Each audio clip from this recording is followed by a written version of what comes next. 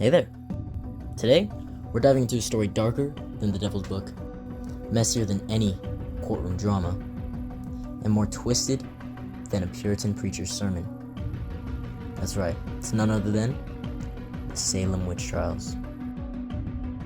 Now, we're not here to rehash what you already know about the Salem Witch Trials. No, we're here to talk about the strategy behind one of history's most infamous events, and at the center of it all, a mysterious figure that goes by the name of Tituba. Now, Tituba was an enslaved woman who was accused of witchcraft, and her confession had set the entire thing ablaze. So, the question is, was she a villain or a victim? Let's find out. Here's the setup.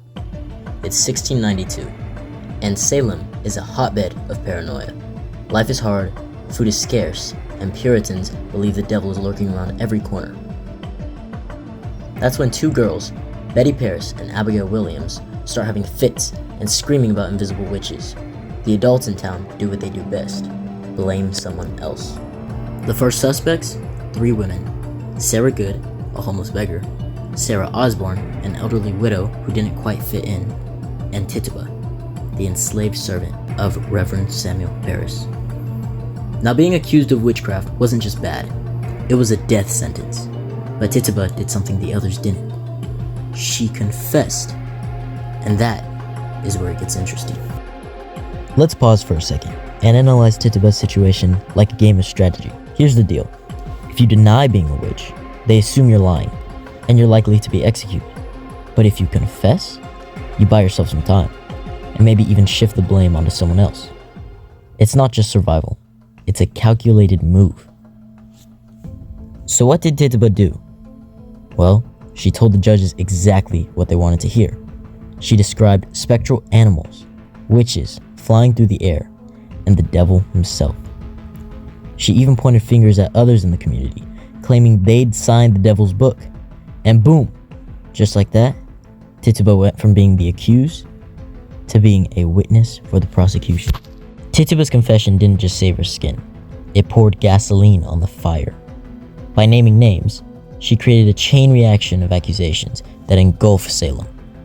Over 200 people were accused of witchcraft, and 20 were executed. But why did she confess? Let's break it down. First, Tituba was an outsider, an enslaved woman of Caribbean or African descent in a Puritan community. She was already a target. Second, she was under immense pressure. Historians believe that she was likely beaten during her interrogation.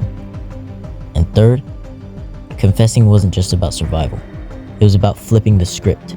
By telling a vivid, terrifying story, she gave the judges exactly what they wanted. Proof that their fears were justified. Here's the kicker. Tituba's strategy worked.